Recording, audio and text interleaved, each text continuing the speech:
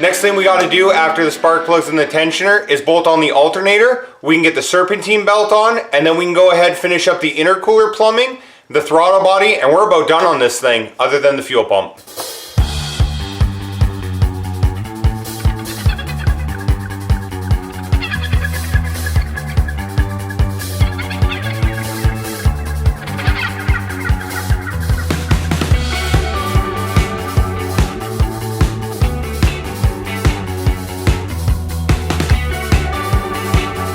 So we had to go ahead and pull off the old wiring harness for the alternator. There's a new one that came in the kit, and that runs from the alternator on the driver's side back to the firewall, all the way over, and then back up this way to the fuse box.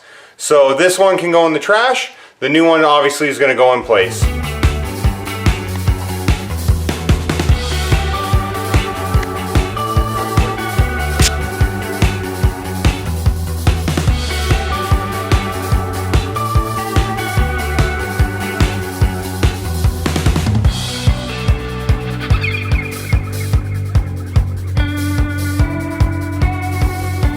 Okay, so as you can see, we got the alternator mounted and the belt on. We're gonna go ahead and put the supercharger intercooler hoses on.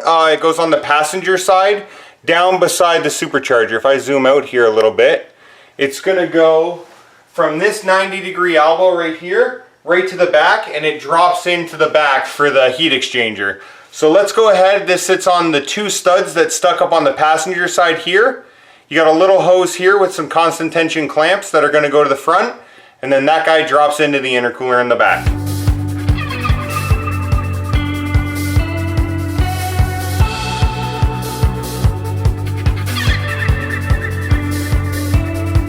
Alright, so we've got to the point now we need to put on the little elbow. What this does is this side here bolts to the supercharger body, and it angles this out. Let's see if you can see it there. That angles that out on like a 45 so that their throttle body and the air filter go out toward the front wheel. So we'll go ahead and get this put on. There's 4 little bolts that take this into the side of the supercharger. We'll go ahead and get that on, and then we'll go ahead and put the throttle body on.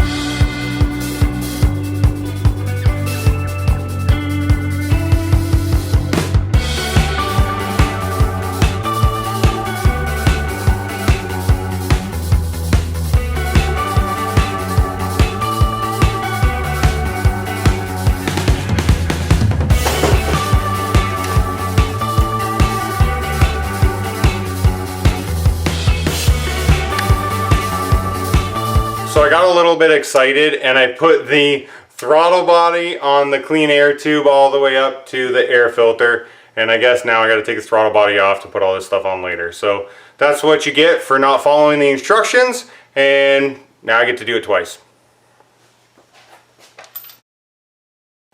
So this is a GT500 throttle body. It's twin 62mm bores instead of a twin 50mm. So it's a little bit bigger for this big old supercharger. So we'll go ahead and get this thing mounted and continue on. We're on 67 of 87, and 11 of those pages are for the fuel pump.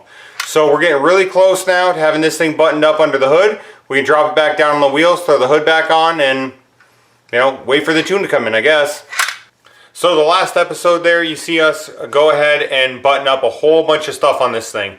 We got the throttle bodies done, we got the coils in, we got some of the plumbing done for the intercooler and heat exchanger setup, and we're just about ready to wrap this project up. We're going to go tonight. We have 2 more hoses put on the heat exchanger, a couple clamps, and 1 PCV hose over to the throttle body, and under the hood of this thing is done. You can see I just dropped the hood back on real quick. We're going to go ahead and throw the wheels back on tonight, drop it down on the ground, and get this thing out of here. I did end up selling my house during this whole virus pandemic, so we're going to be moving out a little bit ahead of schedule, about 4 months, to the new property, which has tons of room, and we're going to be building a huge shop. So we're a little bit ahead of schedule on that, but we got to do what we got to do. So let's get this thing back on the ground, roll it out so it can go into storage for a couple months, get the shop built, and then we'll bring it back, finish everything up, and go through the whole build with you. So like I said, we're kind of in a rush to get this thing done. Somewhere in the move I misplaced the sway bar end link that goes from the strut down to the sway bar here in the front. So we'll go through the wheels and everything back on. We can throw it up on the trailer and take it over to storage. It's not going to hurt anything. And then, like I said, give it another month, month and a half. Hopefully we can have the shop up, depending on if this virus shuts us down on that, and we'll get back on it. If the virus does shut us down, we'll be back on this project. We'll get it done and everything else. So we're going to go ahead and get the wheels and tires mounted up on here. I don't know if you saw my other post there on Facebook and Instagram, but I did put some tape on the front of the caliper here. The 20-inch bullet wheels that I have are not the wheels that are going to be staying with the car, but it's what I have right now to throw it out into storage. And I wanted to make sure it wasn't going to hit the front of the caliper here and chew up all the paint, powder coat. So what we did was I threw some masking tape on there. I checked the wheel the other day. It's really close, which I'll go over with you guys, but it seems to clear. So we'll go and throw it on, and we'll do the driver's side, drop it down on the ground.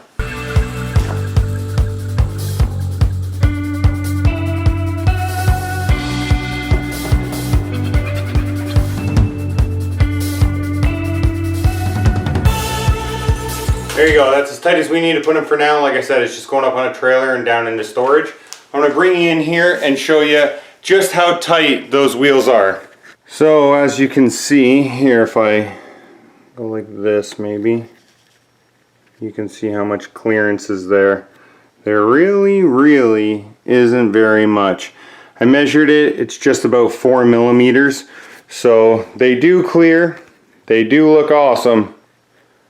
And I think it's gonna work. So we'll go ahead and I'm gonna leave the tape on this side. There's no tape on the driver's side, but we'll leave the tape, it's not gonna hurt anything, and we'll go and get the other side done, drop it down. So again, these aren't the wheels that are gonna permanently be on the car, but it's what I have for right now. The new wheels are down at powder coat getting redone and new tires getting put on. So we'll go ahead and move this thing on this. Now I haven't lowered it down yet off the stands, so this will be the first time that I drop it and see what it looks like with the new suspension in it. So I figured we might as well shoot it, drop it down, see what it looks like. So there it is, sitting down on its own weight for the first time. We can go and look at the gap here in the rear. I'm sure that's going to come down a little bit once the springs settle. They bounce around a little bit. Hey, I'll take it.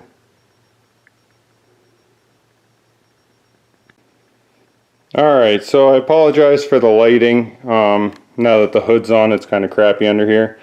So we have one heat exchanger hose that's going to come up this way, and it kind of comes up like this and then goes in like that to come down the pipes we put on here that go to the back of the intercooler. We have another one that comes from there back to the bottle, and then we have the bottle down to the pump that's on this side. So those are the hoses we have to do tonight. And then we have one little hose nipple right here that's going to come out of there, across, and into this nipple on the intake. That's your PCV. So we're going to put the two hoses on right here, a couple clamps, the hose from here over to there. They give you a real small piece that goes up and over top of the supercharger that I didn't really like. So we are going to go from here. I just went and got some bulk hose from the shop, and we're going to go underneath the supercharger in here and then back up and over. So that'll work. This we got done last night. So you have the open air box here that comes all the way up, GT500 throttle bodies like we were talking about. So we are really close to wrapping this thing up. And then once these connections here are made, I'll go ahead and put the upper rad hose on and we can fill them with coolant. So we are really close. It shouldn't be too long tonight, maybe another 15-20 minutes. We'll get those hoses on and then we can pull it out.